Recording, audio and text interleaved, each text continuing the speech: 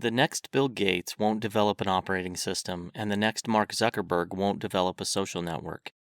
If that's exactly what you're trying to do, and you already imagine the billions in front of you, you'd better take a few minutes to find out what Peter Thiel, the man who made a fortune by founding PayPal, has to say about the future.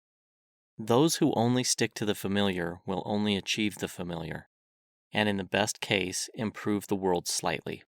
Those who instead create something new have the chance to make the leap from 0 to 1.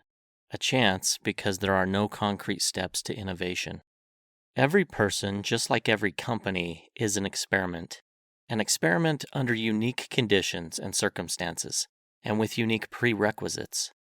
Thiel finds out whether his applicants share this opinion and focus on the future with a simple job interview question.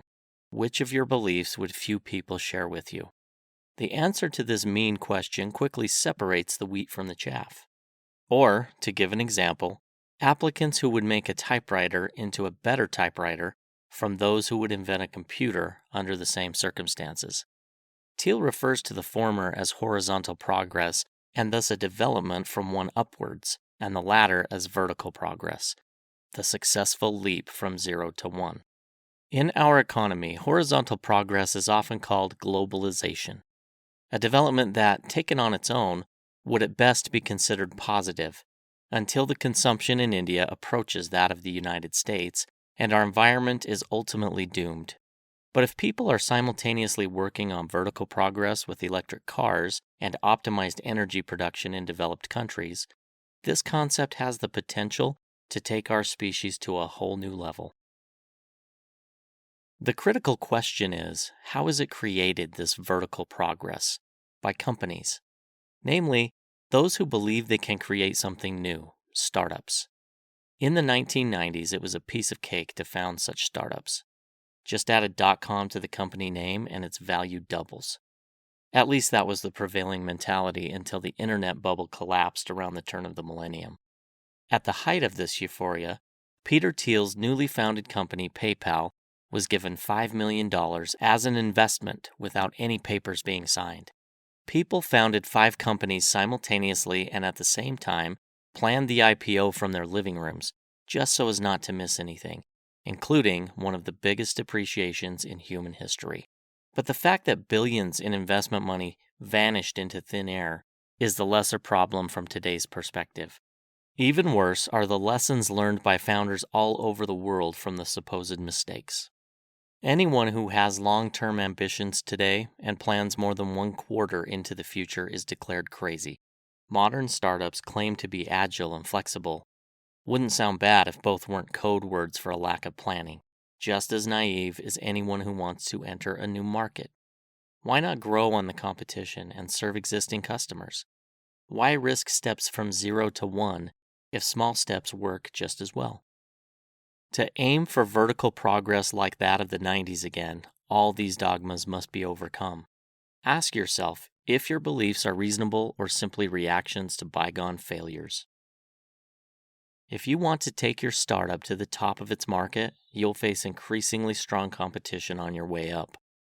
But what if you could already dominate the market right after the foundation? Competition is often seen as the panacea of the free economy, and for good reason. Increasing demand for any product immediately attracts new companies to produce that product. They compete for the cheapest offer, resulting in a wider choice of cheaper goods and services for the customer. So far, so good. The downside of this approach, however, becomes apparent by taking a closer look at the supply side, the companies. In theory, they are not only competing for the lowest price, but also for the most innovative product. The only question is if any fish in this competitive shark tank has enough time and financial resources left to focus on long-term innovation. Perfect competition, therefore, results in an equally perfect price for existing products, but from the customer's point of view.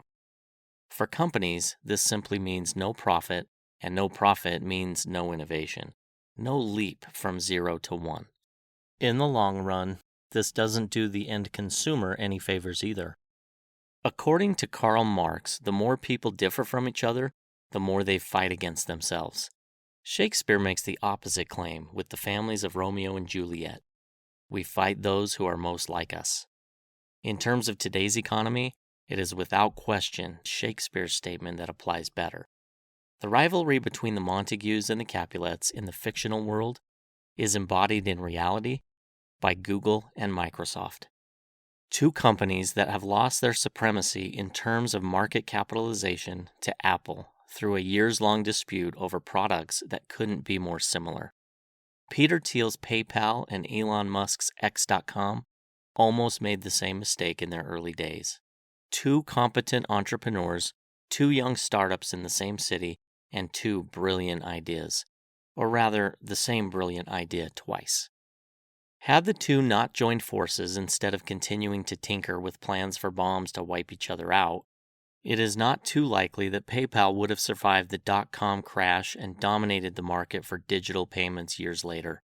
Successful startups tend to be unique, and the more they compete as everyday companies, the less they earn in the process.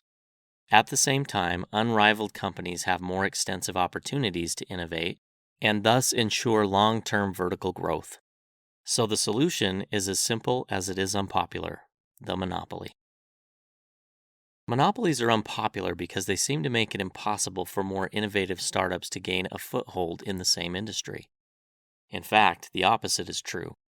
Monopolies enjoy their supremacy precisely because they themselves were innovative enough to achieve it. On the other hand, those who focus only on horizontal progress are weeded out. Google certainly cannot maintain its market share of up to 90% because their last good idea was the search engine. What these decades of supremacy actually allow them to do is the creation of countless forward-looking products under the holding company Alphabet. This brings us back to the entrepreneurial version of our question from the introduction. What valuable company is nobody building? A question that is no less difficult to answer, since there can be no step-by-step guide for something that has never been done before. What there is, however, are four characteristics of potential monopolies. The connection between which Thiel has recognized during his career as an entrepreneur and investor. The first of these characteristics is a proprietary technology. You may have heard of the 10x rule, followed even by Google.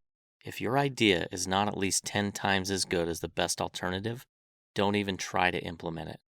In the shadow of more established brands and better marketing, it's quite likely that a doubling of a product's quality is merely perceived as a minor improvement.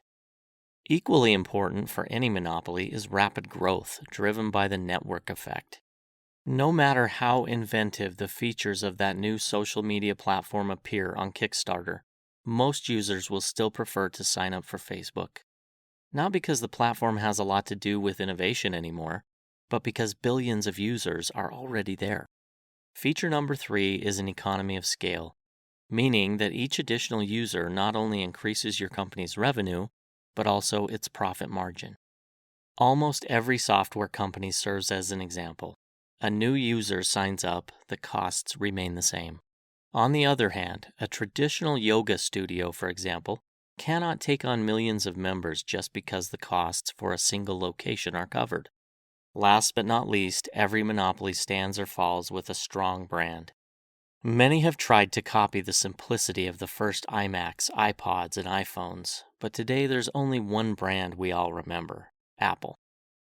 Just as every successful company exists only once, every brand exists either only once or not at all. Many of the examples suggest a fifth characteristic of successful monopolies: being first. But this is more an option than a rule. Being first is not a goal but a tactic, and not necessarily a good one. Competitors will try to grab your market share anyway. Don't waste your energy on fighting them, but on avoiding them in the first place by embedding the four characteristics deeply in your business. Google, Microsoft, Apple, all well and good, but every monopoly begins with a first step: the founding. Just as the laws of nature have been set with the Big Bang and your genetics have been set when you were born, the potential of each and every company is set the day it is founded, either in the direction of an innovative future or directly towards bankruptcy. The fact that most startups don't survive past a couple years or even months has at least one advantage. There are far more of them at any given time than there are billion-dollar organizations, and thus far more statistics we can learn from. The biggest competitive advantage of a new company is its new thinking. Thiel describes a startup as the largest possible group you're able to convince of your plan for a better future, and that's exactly what it should be. To make sure you set this course as early as possible, there are a few basics to keep in mind. The most important being the timing, because a startup, messed up at its foundation, cannot be fixed, according to Thiel's law. At the very beginning is the founding team. At this point, it is usually not only the most valuable asset of a company, but also the only one besides the idea. So what does such a team look like? And while we're at it, do you even need a team? Thiel describes founding a company like a marriage. At the beginning, everyone is optimistic and looking forward to the future, until the romance suddenly vanishes into thin air over the first 7-figure arguments. While a marriage without a partner doesn't quite make sense, you can totally start a business alone, but at the cost of its growth. Startups of this kind rarely make the step from 0 to 1. At the other end of the spectrum, of course, there's the danger of too many cooks spoiling the broth, or in this case, the vision. Supervisory boards are a good example of a position that in most cases becomes more inefficient with each additional member. Whether a board member or co-founder, to avoid stagnation, the most visionary and assertive founder must take the lead and distribute all responsibilities in a way that everyone on the team has a very specific and unique task. An equally important rule applies not only to the management level, but with few exceptions to all employees. Each of them should be 100% on board. Startups are often founded as side projects, but unfortunately not the successful ones. One topic we're not getting around when it comes to entrepreneurship is the influence of chance. For some, it serves as an excuse for not having any success, while others use it as an excuse for allegedly having too much of it. The book digs into this question in more detail, but with the unsurprising conclusion that it cannot be answered. That's because every company is a unique experiment. No one knows if Mark Zuckerberg would found another Facebook under similar conditions, or if the race would go to MySpace. But whether luck accounts for 1% or 90% of every success story isn't even the point. If you assume it's less than 100%, you already have a decisive advantage, a reason to fight. Whether you are an employee, a student, a friend, a partner, or the founder of a startup, you always have two options for seeing the future: as an unspecified surprise that just happens as it is predetermined, or as an opportunity for improvement, an improvement that you can actively help to shape. For decades, we have been living more and more in a world driven by the former, uncertainty. Money is no longer seen as a means to an end, but as an end in itself. Pupils and students are prepared for everything, and thus for nothing at all. And endless political debates have become a substitute for concrete and forward-looking plans. And yet, a group of seemingly crazy people has survived. People who found and build startups to turn today's vision into the reality of tomorrow. Whether your life should be a gamble is not a question, but a decision. A decision you can make for yourself right now.